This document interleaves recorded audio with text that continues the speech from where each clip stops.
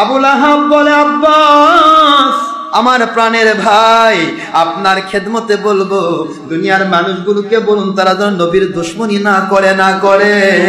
আমি দুশমনি করে জাহান্নামী হয়ে গেলাম সত্য, কিন্তু ওই যে দুইটি আঙ্গুল দিয়া ভ্রাতুষ্পুত্র পৃথিবীতে আসাকে লক্ষ্য করে আনন্দ করে খুশি হয়ে আমার সুয়াইবিয়াকে আমি আজাদ করে দিয়েছিলাম। ওই আজাদকৃত ওই দুইটি আঙ্গুল থেকে আমার আল্লাহর আওয়াজ আসে, রে পাপিষ্ঠ নরাধম আবু লাহাব, রহমাতুল আলামিনকে চিনতে পারিস নাই?